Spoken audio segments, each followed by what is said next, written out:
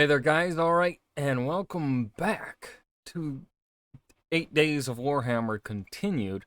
Now, I'm having a hard time kind of finding videos for this that are, like, not horribly long. I honestly, I don't really want to sit here for over an hour for most Warhammer videos. And so it's kind of hard to find these, like, 20-minute Warhammer videos, because, man, do the Warhammer creators love making long videos, which, respect. They get money from that. Just ain't from me. But anyways, today we are watching another Wes Hammer video, and this one is the Deep Warp and Other Creepy Mysteries, Warhammer 40k lore. It is spooky month, so I felt that this was fitting to do.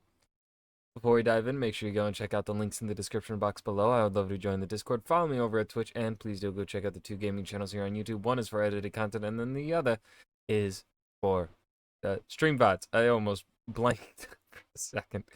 Anyways, with all that said, let's dive in. It's finally spooky season, and you know what that means. It's a perfect opportunity to talk about some creepy and obscure mysteries from the grimdark future of Warhammer 40k.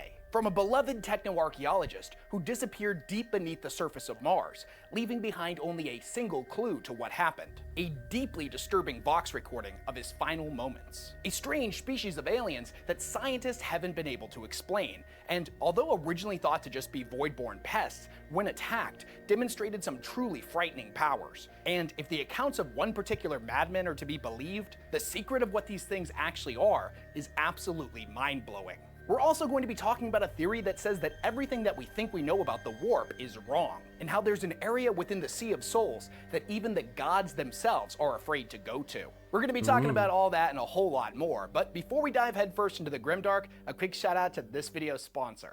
Are you too busy to cook this fall but still want to make sure you're eating healthy? Then why not skip the trip to the grocery store? The mysterious entities known as the Umbra.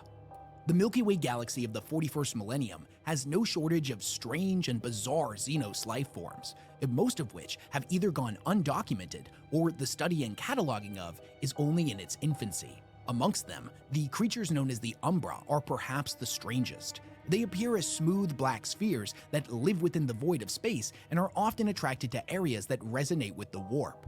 Voidfarers have traded tales of these things for centuries, of hundreds if not thousands of them showing up and hovering around. You know, you've all in your fantasy and sci-fi, even in relatively cozy, not cozy, in relatively high fantasy, like your, like Tolkien-esque fantasy. Now, of course, that's not applicable here, but like what I'm speaking broadly here. In your fantasy and sci-fi, you always gotta have the occasional horror element here and there, right? Tolkien had the, it happens pretty early on. It's when the hobbits go into the, tomb or whatever, and they get the ancient, like, Numenorean blades or whatever, and then, like, Merry uses it to stab the Witch King, which is what allows Eowyn to deal the final death blow to the Witch King in Return of the King. Right? That was a spooky chapter. That was a spooky moment. I'm trying to think of other good examples, and I'm running blanks. I mean, Evan Winter's horror elements are kind of just the magic system. That's pretty spooky. And then do I have any? Damn, in the book I wrote recently, well, the one that's most recent and that I've edited, anyways, I don't think I have any horror elements in that one. Well, like anything that's explicitly like meant to be like intentional, like horror, like the Umbra here or anything like that. Do I need to add it in? No. On their ships, being particularly attracted to their warp engines. For the longest time, they seemed relatively harmless and were originally viewed as just a pest. But the reality was that couldn't possibly be further from the truth. There was one particular instance. I don't know what it is about these like videos or whatever, but they're always satisfying to me, seeing the movement on the edge there. That couldn't possibly be further from the truth. There was one particular instance where an Umbra managed to make it inside one of the ships. This is a brief snippet from the account of Navigator Unkli Nakis, who witnessed the event. Observing quarantine procedure, the officer of the watch ordered the pest destroyed and summoned stormtroopers to that end. No sooner had they opened fire than all hell broke loose. The creature was able to manipulate areas of darkness, drawing upon matter like oil from those zones of deepest shadow, the cracks between the bulkheads, beneath crates of supplies, even from the pupils of our own eyes. This assemblage of Umbros material was deployed in the most horrific fashion, a confluence of hooks, blades, teeth, and the like. Seeing his squad slaughtered and the barrage ineffectual, the commissar ordered a retreat and vented the hangar to the void. It would turn out that incidents like these were not particularly uncommon. There would be many reports of these creatures turning up in great quantities across the Imperium with alarming frequency. Most of the time they were easily dispersed, though at other times they would turn violently murderous. Entire ships had been lost to these shadowsmiths, the satellites ripped apart, even planetary colonies engaged by shapeless dark matter entities which only the mightiest weapons can harm. The only thing that truly seems to hurt them, or at the very least scare them off, is great quantities of light. But even that is a double-edged sword, as casting that much light on them creates shadows that they can manipulate. A single one of these spheres having the potential to create armies of eldritch shadow monstrosities and a hurricane of bladed limbs and snapping jaws. But can it actually harm you from the shadows? Because the way it's being said is that it's an illusion. If it's an illusion, then it can only do, like, mess with your psyche. But if you know it's an illusion, then surely you wouldn't be scared of it? At one point, one of the Umbra was dissected in order to be studied. It was said to have a surface that was uniformly black, with a carapace temperature that remained at 10 degrees Celsius, despite the application of meltabeams or liquid nitrogen. It had no obvious means of motion, yet in confinement would hover at about head level. It had no respiratory, digestion, or excretion tracts, and thus was determined not to be an organism in the traditional sense. After the scientists had completed their physical observations of the specimen, they decided to euthanize it by exposing its cell to a continuous blast of strong light. They sent in 6 illuminator drones, pre-configured to adopt evenly spaced positions around the subject. The illuminators were activated at full strength for a period of about 30 seconds, and the subject's body appeared as if it was brightening. It was in that moment that all of the humans that were witnessing the execution suddenly experienced intense cranial pain. They were assaulted by a barrage of mental images that depicted a vast humanoid figure splintering apart, scenes of a turbulent warp storm, deep space, and a single word pulsing through their minds: linger. As quickly as it began, the phenomena abruptly ended, and the dead Umbra dropped to the floor. The Umbra still have a lot of secrets, and the list of known facts about them is dwarfed by the unknown. But whatever they actually are, and whatever their purpose is, they clearly have a demonstrable warp presence and seem naturally drawn to areas that resonate with the warp, whether they be the hulls of void ships or suspected points of access to the Eldar webway. Calculus Logi Beer of the Mechanicus theorized that the Umbra were but a minuscule portion of extra-dimensional creatures. Inquisitor Maturin Raleigh speculated that they were innately hostile to human life and may be seeking to purge those species within the physical universe that caused the warp to become such a turbulent place. There was also the account of the admittedly confessed heretic Curto Salvador, who was burned at the stake after writing it. Visited I was by the thirster in the dark, her who dance moans, her. Is Wes Hammer saying this, or is this like coming from like an audio book? Yeah, that's pretty. If that's Wes, that's really good. Who keeps her secrets breasted, her who came upon me and told and told. Time before she was born, she told, time before all that. Wars in heaven and hell, star devils lock horns triumphant, and old gods kill the way. Killed, she says, all but one. Hid away he did, up to his old ways, tweaking and dabbling, poking and prodding. She says, came a time when he's done his work, wants to hide and watch, always watching.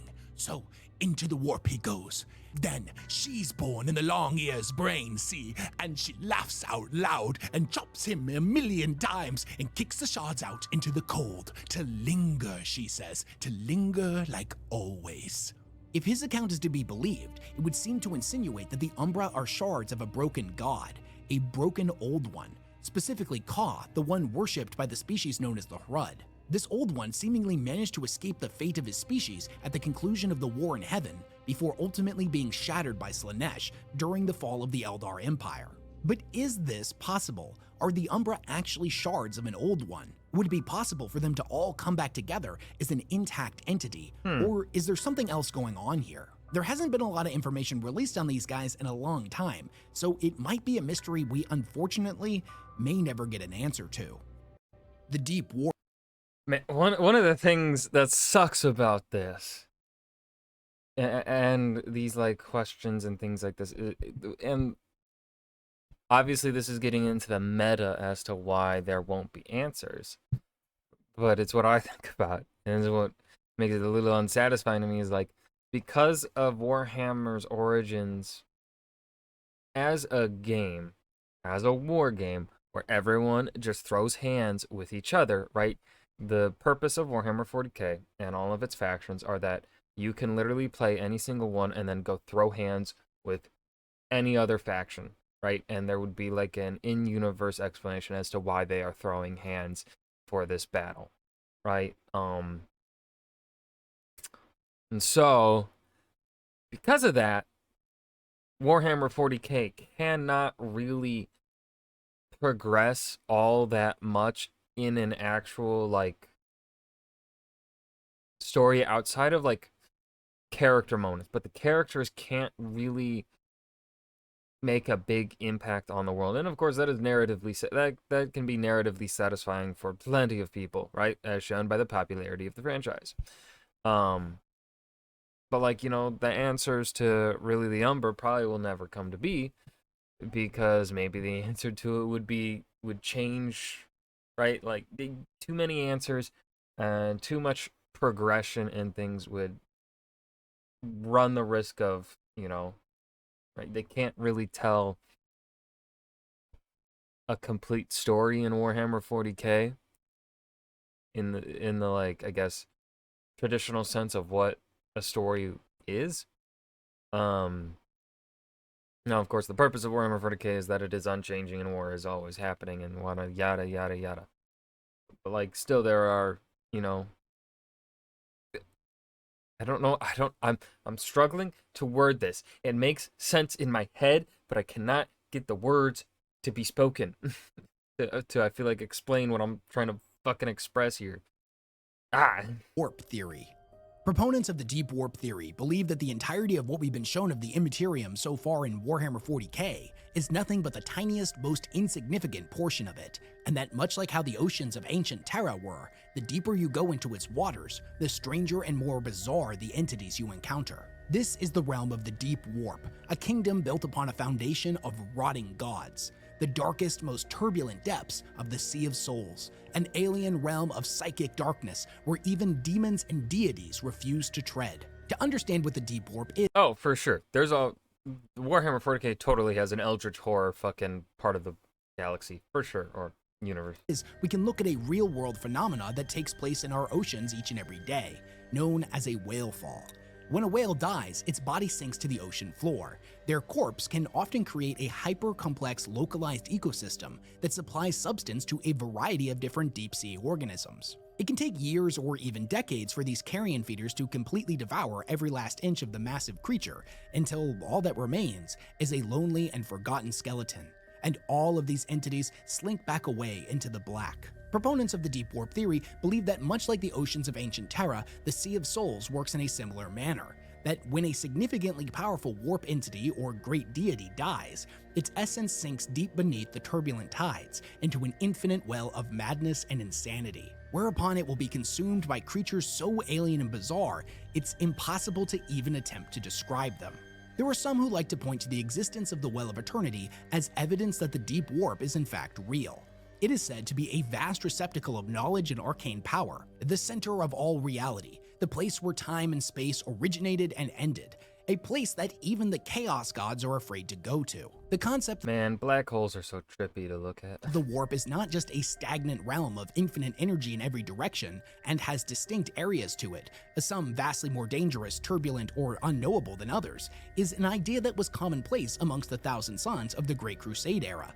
For the most part, they were told to stick to what they refer to as the shoals of the Great Ocean, and to never venture too deep, for humanity wasn't ready for that. However, the idea of the deep warp itself is not something that I have found within their writings. Most of the people who subscribe to the deep warp theory will often point to one particular passage where they believe it is mentioned, in the novel The Path of Heaven by Chris Raitt. There are layers. There's stratum ethereus, the shallow The warp has layers? Like an onion? Like an ogre? ways. There is stratum profundus, the greater arteries. Plunging deeper, there is stratum obscurus, the root of terror. No living man can navigate the deep ways. Even he could not. It's not a mirror. It moves like a living thing. It is a living thing. Touch it and it trembles. I do not have the eye, but I still have seen things. I have studied what they study. The complexity is immortal. The seed is an ocean. All know this. It has currents, it has depths, it has storms. Near the surface, you can see the Cartomancer's light. You can follow it. You can use your Geller Aegis, and you are kept barred from the intelligences. But even then, you are just below the upper limits. Go deeper, and the Aegis shatters. The lights go out. The eye is blinded. When men say they traverse the warp, they boast. For no mortal does more than skim across eternity's face, like stones thrown by a child. We do not belong there. It is poison for us, and the deeper in, the worse the poison. It takes the power of a tormented sun just to puncture the shallowest shoals. No energy in our arsenal could possibly pierce further. String the reactors of a dozen battleships together, double their potential, and it still would not be enough.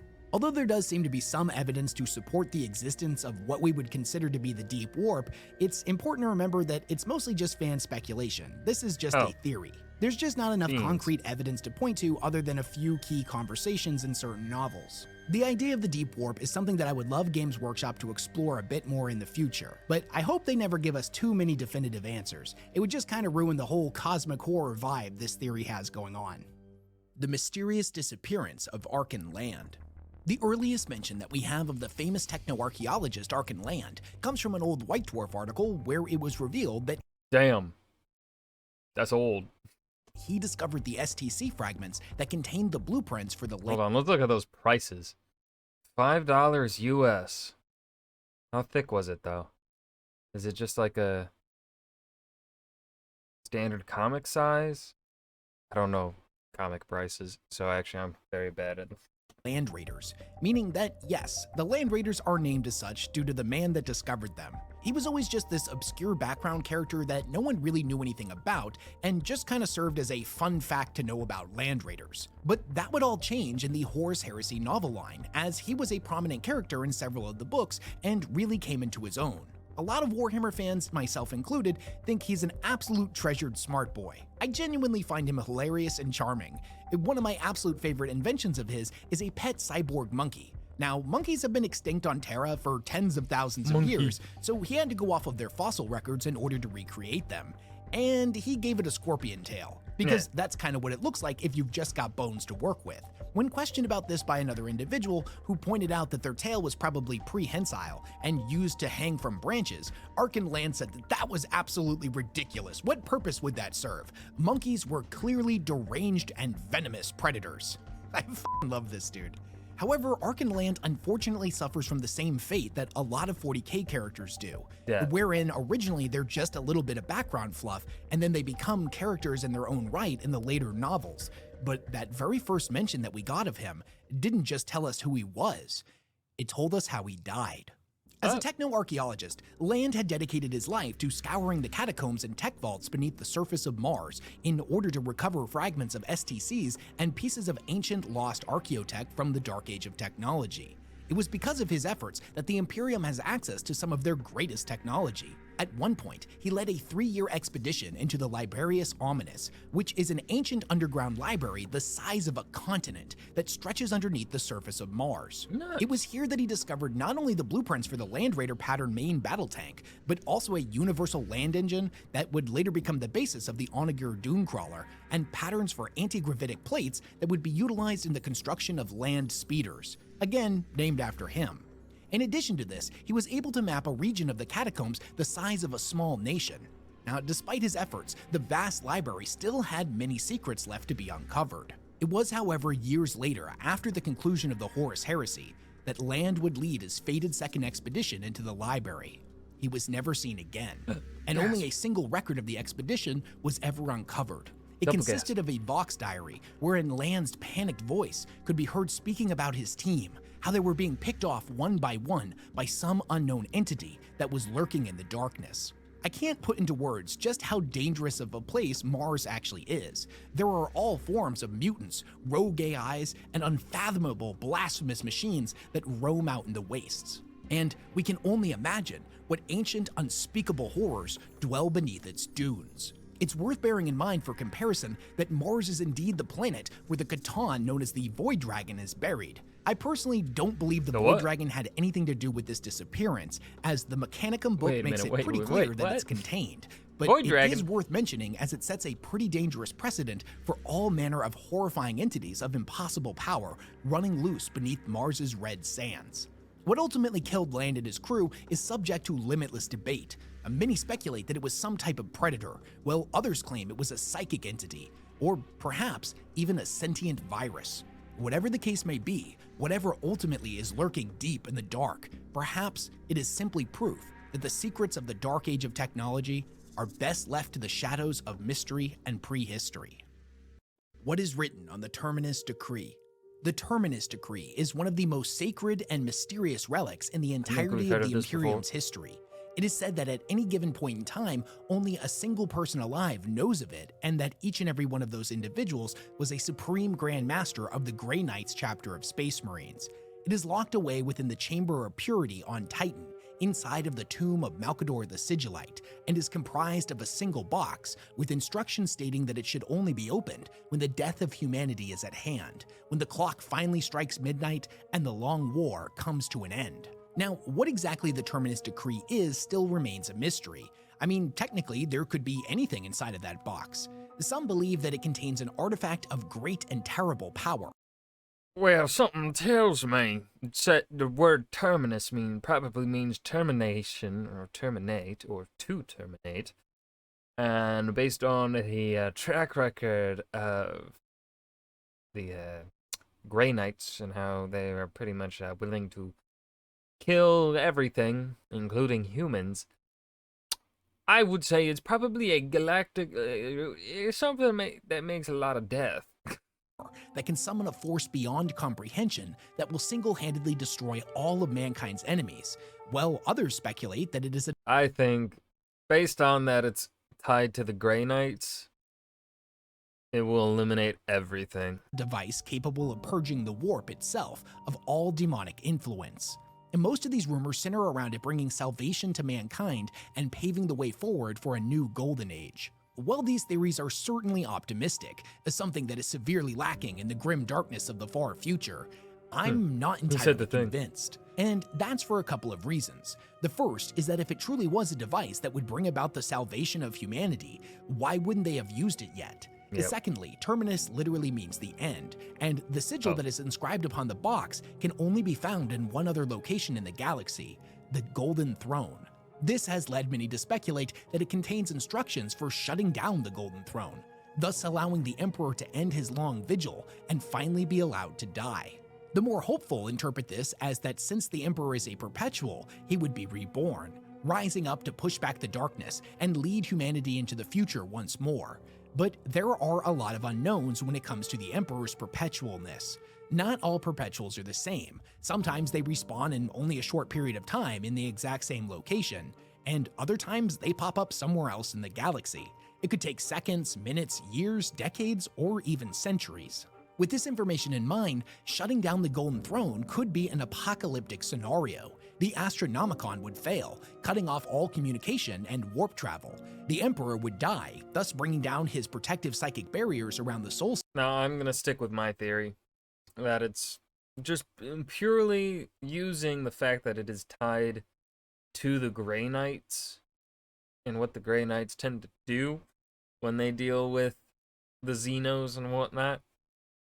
I think it's something that doesn't just wipe out, like, it's not something that just affects one or the other. It's, I think it's something that, like, causes big boom, likely probably focused around the chair here, and how the chair is tied to the warp. So maybe it causes such a big boom, a catastrophic boom, that will wipe out humanity, but in so doing also wipes out, like, everything else. All the Xenos, or at the very least, like, the warp-attached Xenos or something like that, and all it does is it costs the lives. Like, that's my extreme theory. System. And not to mention Vulcan's doomsday device that is directly linked to the Emperor's pulse would detonate. If the Terminus Decree really is a Golden Throne user manual and details how to shut it down, then its use may be something as grimly simple as an option to let humanity go out on its own terms, a way of accepting the species' extinction with dignity. However, if we want to engage in a healthy dose of optimism, the Terminus Decree may be a set of instructions for the Emperor's revival. This would clarify why it hasn't been used yet, as the Emperor has supposedly been gathering his strength within the warp, and by all accounts is not ready to be revived yet. And considering that Malkador stood by the Emperor's side for thousands of years, knew more about him than any other person in the galaxy, with the exception of perhaps Erda. And most importantly, this relic is housed inside of his tomb and protected by the chapter of Space Marines that he created. The Terminus Decree may be instructions left by Malkador and entrusted to the Grey Knights on how to carry out their final mission. This would make sense, seeing that it was revealed in the Siege of Terra that the Grey Knights, although being created during the Horus Heresy, were not made to fight on Terra. They were made to fight a war that would come thousands of years later. There's honestly a billion different things that the Terminus Decree could be, so it would be irresponsible for anyone to try to make a definitive claim one way or the other. However, in doing research for this section of the video, I checked out the wiki page on the Terminus Decree in order to get their source list so I could read them for myself. And it made a pretty startling claim, that the Terminus Decree was directly linked to the research of the mad scientist Basileau Foe. If you're unfamiliar with this character, he was a prisoner in the Imperial Palace during the Siege of Terra. During an interview with Euphrates Keeler, it was revealed to us that he was capable of creating an anti-Astartes phage that could kill all of the Space Marines and their Primarchs. Now, considering that the palace was at that very moment under siege by Horus and his armies, the prospect of such a dangerous weapon being unleashed was an option worth considering. It was ultimately decided that the cost would be too great, and thus the phage was not utilized, though Valdor kept the option on the table as a last resort. The novel The End in the Death Volume 1 seems to indicate that Malkador set in motion a series of events that would make sure this option would remain as a viable contingency plan long after his death, leading many people to believe that this is in fact what is written on the Terminus Decree. Full disclosure, I haven't finished the Siege of Terra yet, as part of doing a lore channel means I need to split my time between the Horus Heresy and more modern 40k books. I'm trudging my way through Mortis. It's not a bad book, but it's definitely the weakest Siege of Terra novel. And as of the time of this recording, the new Belisarius Cawl versus Fabius Bile book just came out, and I'm personally way more interested in that. Anyways, from what I've been able to gather, this is something that is only alluded to in that novel, but it's not directly confirmed. And if this really is what the author is trying to indicate to us, it changes what the Terminus Decree is all about, because wiping out all of the Astartes, both traitor and loyalist alike, would certainly be a massive blow to the galaxy. But the Space Marines are not the end-all be-all of the Imperium's military might. Likewise, chaos would still exist with or without the Despoiler's legions. And it would have no impact on all of the hostile Xeno species that wish to bring about the death of mankind. So this would change the Terminus Decree from being the end of humanity to the end of the Space Marines. It's certainly a possibility, but like I said, I'm not entirely convinced. I think it's more just a part of what the Terminus Decree is and not the end-all be-all of it. At the end of the day, we still don't know what the Terminus Decree actually is, and for humanity's sake, hopefully we never will. But what do you think about I'm curious. What do you I kind of think want the to know. Terminus Push the button. Decree actually Push the big is, red and button. what is it eventually going to be used for? Do you think the Umbra are actually shards of an old one, or do you have a different And that was the Deep Warp and Other Creepy Mysteries Warhammer 40k lore by Wes Hammer. This was a good video. I do like Wes Hammer's style and his way of explanation. So yeah, I think he might be one of my favorites, if not my favorite, Warhammer creator so far. Going off the top of my head. I hope you guys enjoyed. Remember to hit that like button and subscribe for more. I'll see you guys in the next video. Peace.